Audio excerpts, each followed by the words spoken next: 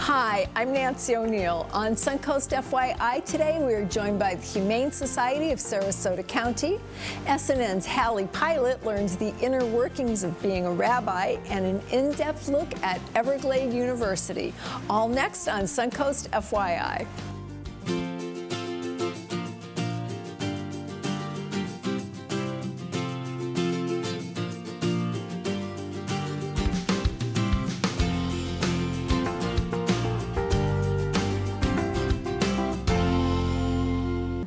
Does your son or daughter love animals? Well, then the Teen Club at the Humane Society of Sarasota County will be the perfect program for them. Joining me now to talk about the Teen Club is John Fowler. Hello, good morning. Hello, welcome back. Thank you.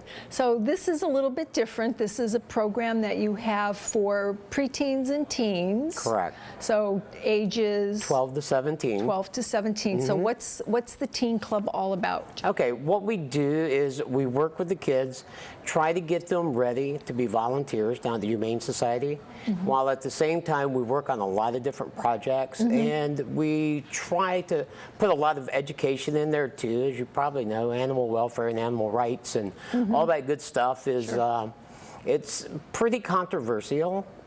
So what we try to do is make the kids think. We don't think for the kids, and that's the fun part. Okay, so you want them to initiate, you want them to become involved with Absolutely, that's the whole program. thing. Okay. And these are teens, and teens are tough, okay? Little kids, I do little kids too. They're easy, they believe everything I say. Teenagers, they're going to question a little. Skeptical. That's okay. Yeah. That's what we want. Yeah. And so the teens are a lot of fun to work with, but it's getting them to interact. And we want them to interact with each other and discuss things. And we put together groups and we'll do debates. Okay. So the what? Debates. Oh, debates. I'm sorry. Okay. So it's teams.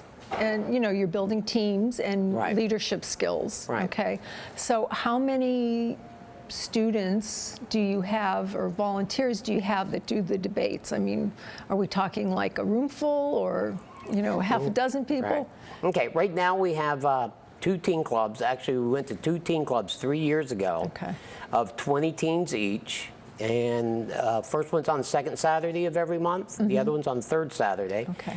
And we had to expand it because there was such a demand and we had so many kids. That's wonderful. So we put 20 kids per group, and oftentimes we'll divide them up 10 and 10. And like I said, the whole thing is, it's critical thinking and getting them to think and not telling them what to think. Right. Now, because these kids are almost adults. They're getting close. Yeah, they are. Well, they really are. Yeah.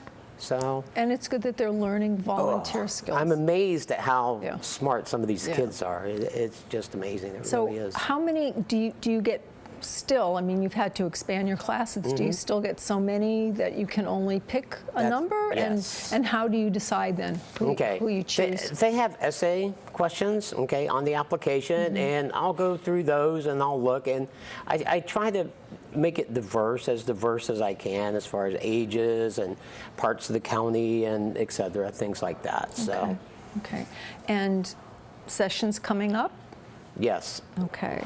They're coming up in this September. Okay. So when is the deadline for submitting? September 1st. Okay, so September 1st. And when do the classes the program actually start? Okay, the first one the first meeting will be the second Saturday of September. Okay. The next one will be the third Saturday of September. All right.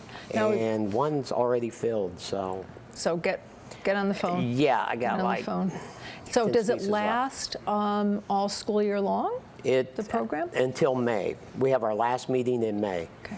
Usually by then or before then, our teen volunteers are able to come in when they want and work with the animals unassisted and alone. Okay. Well, what types of things do they do once they're trained or when they're training? What's it like when you go in the first couple weeks? The first couple weeks we're going to train them how to work with the animals. The same as we would, it's the same exact classes that we would do for the adults. Okay.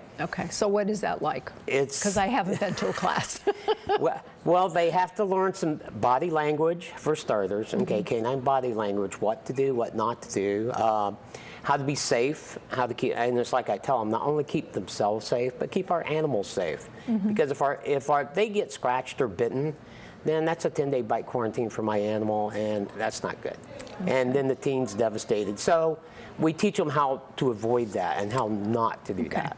So you have classroom, you have hands-on activity, and learning activity. So all of these are taken in during the course of the program. Okay, now is there a cost associated with this, John? $30. Okay, and basically that covers... That's going to cover your t-shirt, badge, et cetera, et cetera. Okay, so that's, so they get a lot of good stuff. Absolutely. Yeah. Now there was something else it said there, that you want to teach them how to celebrate and explore the power of animal companionship and the bonding that they can have. Right. So what do these kids, what changes do you see from when they come in to when they graduate? Oh, we do see changes, and it's different from kid to kid, of course. Yeah. But what we try to get them to see and to recognize is, I will ask them, for instance, why do we have such a bond with animals? And I'll use one of my own dogs, for example. And and the thing is that animals, they don't judge you like people judge you. And that's the biggest thing I'm trying to get through to these kids, and I think they get it. These animals, they don't care what you're wearing, what color your hair is, where you live. They don't care. Doesn't matter. And that's the big thing that we're trying to get through to these kids. And it just makes them more compassionate, not only towards animals, but towards people. So they learn a lot of life skills. You know what? People are important too. To me, they are. So.